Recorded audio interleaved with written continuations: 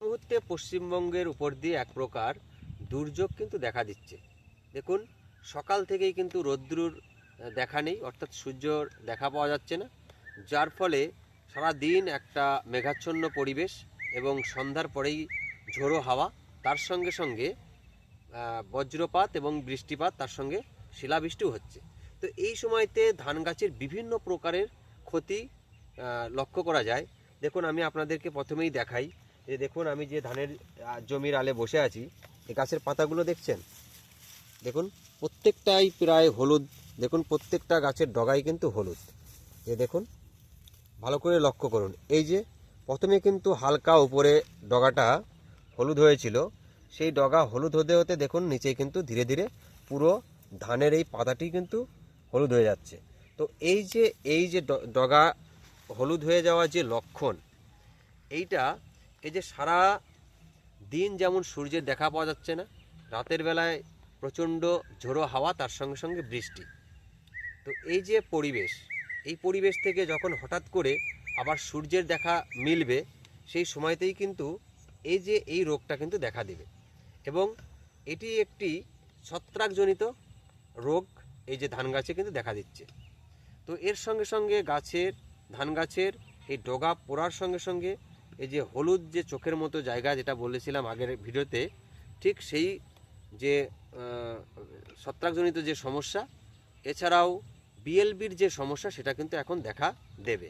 তো এই জন্য আমাদের এই সময়তে একটি স্প্রে কিন্তু গুরুত্বপূর্ণ দেওয়া দরকার ধানের জমিতে। তো সেই স্প্রেতে আমরা কি দেব, যেন যে পর্যন্ত গাছের পাতা হলুদ হয়ে গেছে সেই পর্যন্তই যেন থেমে থাকে, তার আর যেন নিচেই না নামে, এবং পরবর্তীতেও যেন আর কোনো পাতাতে এই সমস্যা না দেখা দেয়। তো এই জন্য আমরা কি স্প্রে করব, কোন কোন উপাদান একসঙ্গে স্প্রে করতে পারবো, সেই সমস্ত বিষয় এক এক করে তুলে ধরবো আজকের ভিডিওতে। আমি অমৃত, আমার ইউটিউব চ্যানেল কৃষি সমগ্রে আপনাদের প্রত্যেককে স্বাগত জানাই। এই যে রোগগুলো দেখালাম, যে পাতা ঝলসা বা খোসা পচা এবং এই যে বিএলবি যে রোগ, সেই রোগগুলোর দমন করতে কিন্তু আমাদের এখনই ম্যানকোজেব এবং কার্বনডাজিম সমৃদ্ধ যে ওষুধ, সেটা আমরা ব্যবহার করব। তবে এই জায়গা আমরা সর্বোচ্চ কার্বনডাজিম এবং সর্বোচ্চ ম্যানকোজেব রয়েছে এমন ওষুধ ব্যবহার করব। দেখুন, আমরা যদি বাজারে লক্ষ্য করি, তাহলে সর্বোচ্চ যেটা রয়েছে ম্যানকোজেব, সেটা যদি লক্ষ্য করি, তাহলে যদি আমরা কিনতে যাই, দেখব M45, অর্থাৎ ইন্ডোফিলস কোম্পানির M45 যেটা রয়েছে, এতে কিন্তু একদম 75% ম্যানকোজেব রয়েছে। তো আমরা এই ওষুধটা কিন্তু এখন সংগ্রহ করব। আর এর সঙ্গে সঙ্গে আর একটা ওষুধ নিতে পারি, সেটা হচ্ছে কার্বনডাজিম রয়েছে, ব্যাভিস্টন। এই কার্বনডাজিমও রয়েছে ব্যাভিস্টনের মধ্যে 75%। তাহলে একদিকে ম্যানকোজেব পাচ্ছি 75% এবং কার্বনডাজিম 75%।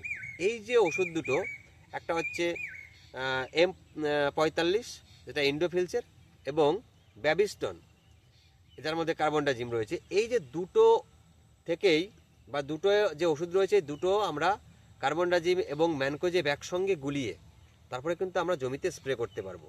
কারণ জমিতে এই মুহূর্তে যে ছত্রাকের কথা বলছিলাম, যে ছত্রাককে আমাদের যে জায়গা পর্যন্ত আক্রমণ করেছে, পাতা হলুদ করে ফেলেছে, তার নিচে যেন আর না নামে। কারণ এর পরেই কিন্তু গাছ গর্ভাশয় অবস্থার দিকে যাবে। আর সেই সময় কিন্তু গাছের, যদি আমরা এই সময়তে এই যে আক্রমণগুলো থেকে গাছগুলোকে রক্ষা করতে না পারি, তাহলে পরবর্তীতে যে ফলন, সেই ফলনটা কিন্তু নিশ্চিত আমাদের কম হবে। এই জন্য এই যে খোসা পচা বা এই যে পাতা ঝলসে যাওয়া যে রোগগুলো রয়েছে, সেই রোগগুলো থেকে গাছগুলোকে কিন্তু আমাদের এখনই রক্ষা করতে হবে। তাহলে এই যে কার্বনডাজিম রয়েছে এবং ম্যানকোজেব রয়েছে, যদি আমরা এই ব্যাভিস্টন এবং M45 না পাই, দেখা গেল বাংলাদেশের কৃষক বন্ধু আপনাদের ওখানেও এই আলাদা আলাদাভাবে যে ওষুধগুলো রয়েছে, যদি আমরা সচরাচর না পেয়ে থাকি, তাহলে কিন্তু আমাদের অন্য যে ওষুধগুলো রয়েছে সেগুলো ব্যবহার করতে হবে। তো আমি আগে আপনাদেরকে বলে রাখি যে এই যে কার্বনডাজিম এবং ম্যানকোজেব আলাদা আলাদাভাবে পেলে, আমরা যেটা M45 রয়েছে সেটা আমরা 20 গ্রাম নেব, আর তার সঙ্গে ব্যাভিস্টন সেটা আমরা 20 গ্রাম নেব।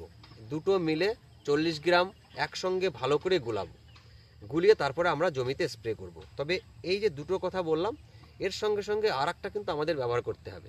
দেখুন, এই মুহূর্তে ব্যাকটেরিয়াল যে সমস্যা রয়েছে, এই যে গাছের ঝলসে যাওয়া যে সমস্যা বিএলবি যে রোগটি রয়েছে, সেই বিএলবির জন্য কিন্তু আমরা আলাদাভাবে যেটা প্লান্টোমাইসিন রয়েছে, সেই প্লান্টোমাইসিন কিন্তু আমরা ব্যবহার করব।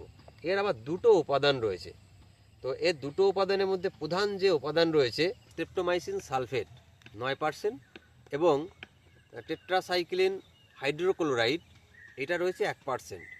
তাহলে একটা হলো স্ট্রেপ্টোমাইসিন সালফেট আর টেট্রাসাইক্লিন হাইড্রোক্লোরাইড রয়েছে 1%। এই যে ওষুধটি রয়েছে এটা এই প্লান্টোমাইসিন, এটা আমরা প্রতি 15 লিটার জলে আমরা 4 গ্রাম করে আমরা গুলিয়ে ভালো করে তারপরে জমিতে স্প্রে করে দেবো, যেন কোনো প্রকারের ঝলসা জাতীয় যে রোগ বা পাতায় হলুদ হয়ে যাওয়া এই রোগ যেন আমরা আটকে দিতে পারি এবং পুনরায় যেন আর এই রোগটা আক্রমণ করতে না পারে।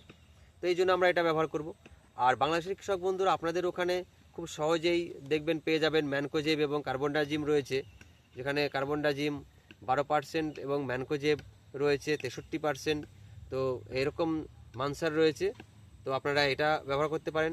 প্রতি 15 লিটার জলে আপনারা 20 থেকে 25 গ্রাম করে নিয়ে তারপরে আপনারা স্প্রে করে দেবেন।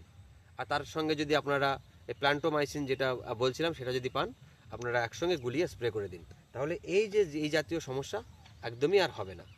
আর এছাড়াও আমরা পশ্চিমবঙ্গের কৃষক বন্ধুদের জন্য আর একটা বলার আছে যে আমরা যদি এই কার্বনডাজিম এবং ম্যানকোজেব আলাদা আলাদাভাবে না কিনতে পারি বা না কিনি, তাহলে আমরা একসঙ্গেও কিনতে পারি, যার মধ্যে কার্বনডাজিম রয়েছে 25% এবং ম্যানকোজেব রয়েছে 50%।